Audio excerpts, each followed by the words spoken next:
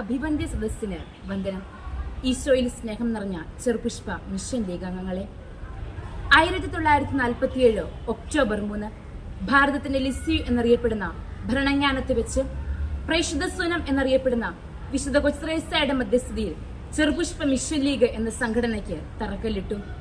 ഇന്ന് ഏഷ്യയിലെ തന്നെ ഏറ്റവും വലിയ ആത്മായ പ്രേക്ഷിത സംഘടനയായി അത് വളർന്ന് പന്തലിച്ചിരിക്കുന്നു. പ്രേക്ഷിത രംഗങ്ങളിൽ പ്രവർത്തിക്കുന്നവരെ സഹായിക്കുന്നതിനും പ്രേക്ഷിത രംഗങ്ങളിലേക്ക് പോകാൻ ആഗ്രഹിക്കുന്നവർക്ക് വ്യക്തമായ അറിവുകൾ നൽകുന്നതിനായി വിവിധ പ്രേക്ഷിത രംഗങ്ങളെപ്പറ്റിയും പ്രേക്ഷിത സഭകളെപ്പറ്റിയും അവർക്ക് വിജ്ഞാനം പകർന്നു നൽകുവാൻ ഒരു പ്രേക്ഷിത സംഘടന സ്ഥാപിക്കുക എന്ന് ഉണ്ണിയേട്ടൻ ആഗ്രഹിക്കുകയും അതിനായി അദ്ദേഹം ആദ്യമായി ഓടിയെത്തിയത് ഭരണങ്ങാനത്ത് അസിസ്റ്റന്റ് വികാരിയായിരുന്ന ബഹുമാനപ്പെട്ട ജോസഫ് മാലിപ്പറമ്പിലച്ഛന്റെ അടുത്തേക്കായിരുന്നു. ഭാരതത്തിന്റെ പ്രേക്ഷിത ആരാമത്തിൽ മുളപൊട്ടി ശാഖകൾ ഭിന്നിച്ച് പടർന്ന് പന്തലിച്ച ഒരു മഹാവൃക്ഷമായിരുന്നു ജോസഫ് മാലിപ്പറമ്പിലച്ഛൻ.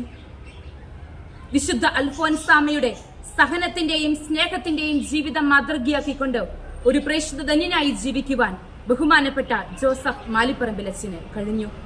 അച്ഛന്റെ വൈദിക യാത്രയില്, അച്ഛനായിരിക്കുന്ന ഇടങ്ങളില്, ഇടവകകളില്, കുടുംബങ്ങളില്, സമൂഹങ്ങളില് ഈശോയ്ക്ക് സാക്ഷ്യം വഹിക്കുവാന് അദ്ദേഹത്തിന് സാധിച്ചു. അച്ഛന്റെ സുദീർഘമായ വൈദിക ജീവിതം എടുത്തു വെച്ച് നോക്കുമ്പോൾ സുദീർഘമായ വൈദിക ജീവിതത്തിൽ ഏറ്റവും വലിയ നാഴികക്കല്ലായി നമുക്ക് അടയാളപ്പെടുത്തുവാൻ സാധിക്കുന്നത് ഭരണങ്ങാനം കേന്ദ്രമാക്കിക്കൊണ്ട് ചെറുപുഷ്പ മിഷൻ ലീഗ് എന്ന സംഘടനയ്ക്ക് തറക്കല്ലിട്ടു എന്നുള്ളതാണ്. ആ ചെറുപുഷ്പ മിഷൻ ലീഗ് എന്ന സംഘടനയിലൂടെ അനേകം പ്രേക്ഷിത യുവത്വത്തെ, കത്തോലിക്ക സഭയിലെ പ്രേക്ഷിത യുവത്വത്തെ ഈശോയ്ക്ക് വേണ്ടി നേടുവാൻ അദ്ദേഹത്തിന് സാധിച്ചു. അദ്ദേഹത്തിന്റെ ഈ സുദീർഘമായ വൈദിക ജീവിതത്തിലെ ഏറ്റവും വലിയ ഏട് എന്ന് നമുക്ക് വിശേഷിപ്പിക്കുവാൻ കഴിയുന്നത് തന്നെ ഈ ചെറുപുഷ്പ മിഷൻ ലീഗാണ്. ഇന്ന് നമുക്കറിയാം, ഇന്ന് സഭയ്ക്കെതിരെ പ്രബോധനങ്ങളും സഭയുടെ പ്രബോധനങ്ങളും പ്രവർത്തനങ്ങളും പല മേഖലകളിലും വികലമായി വ്യാഖ്യാനിക്കപ്പെടുകയും വിമർശിക്കപ്പെടുകയും ചെയ്യുന്ന ഒരു കാലഘട്ടത്തിലൂടെയാണ് നാം ഓരോരുത്തരും കടന്നു പോകുന്നത്. അവിടെ ക്രിസ്തുവിന് സാക്ഷ്യം വഹിച്ചുകൊണ്ട് ഒരു നല്ല പ്രേക്ഷിതനായി ജീവിക്കുക എന്നുള്ളത് ഏറെ വെല്ലുവിളികൾ നിറഞ്ഞ ഒരു കാലഘട്ടമാണ്.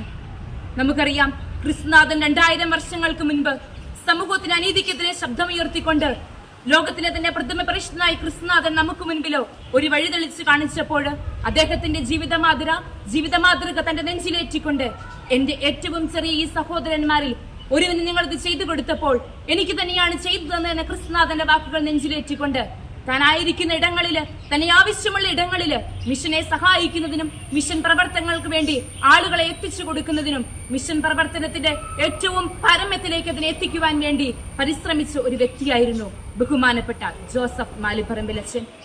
ഈ ഒരു കാലഘട്ടത്തില് എങ്ങു നിന്നോ പുറപ്പെട്ട് എങ്ങോട്ടോ മുഖമാക്കിയും എന്തിനെന്നറിയാതെ പോകുന്ന ഒരു വർത്തമാന കാലമാണ് നമുക്ക് മുൻപിലുള്ളത്.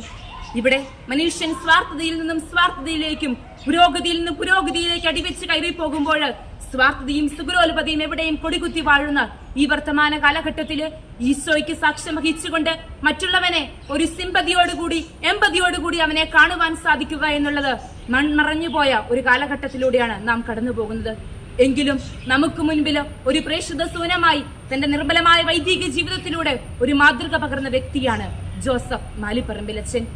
ഇന്ന് ഈ കാലഘട്ടത്തിൽ വെച്ച് വെക്കുമ്പോൾ വിശ്വാസത്തെ പോലും ചോദ്യം ചെയ്യപ്പെടുമ്പോൾ നമുക്കറിയാം, ജോസഫ് മാലിപ്പറമ്പിലച്ഛൻ നമ്മോട് പറഞ്ഞു വെക്കുന്ന വചനം വിശുദ്ധ പൗലോസ് ശ്ലീഹ കൊളോസായിലെ സഭയ്ക്ക് എഴുതിയ 2-ാം അധ്യായം 7-ാം വാക്യമാണ്. വിശുദ്ധ പൗലോസ് പറയുന്നു, ഈശോ മിശിഹായിൽ വേദനിപ്പിക്കപ്പെട്ടും പടുതീർത്തപ്പെട്ടും നിങ്ങൾ സ്വീകരിച്ച വിശ്വാസം ദൃഢത പ്രാപിച്ച് കൃതജ്ഞതാ നിർഭരരായിരിക്കുവിൻ. അതേ പ്രിയമുള്ളവരെ, ക്രൈസ്തവ വിശ്വാസ ജീവിതത്തെ ആഴത്തിൽ വേരോട്ടമുള്ള വൃക്ഷത്തോടും പറമേൽ അടിസ്ഥാനമിട്ട് ഭവനം പെടുന്ന മനുഷ്യനോടുമാണ് ഉപമിക്കുക. ആ വിശ്വാസ ജീവിതത്തില് ക്രിസ്തുനാഥന് സാക്ഷ്യം വഹിച്ചുകൊണ്ട് താനായിരിക്കുന്ന ഇടങ്ങളില്, താനായിരിക്കുന്ന സാഹചര്യങ്ങളില് ഈശോയ്ക്ക് സാക്ഷ്യം വഹിച്ചുകൊണ്ട് നല്ലൊരു പ്രേക്ഷിതനായി ജീവിക്കുവാൻ ജോസഫ് മാലിപ്പറമ്പിലച്ഛൻ നമ്മോട് ആവശ്യപ്പെടുന്നു. നമുക്കറിയാം, 1998 സെപ്റ്റംബർ 9-ാം തീയതി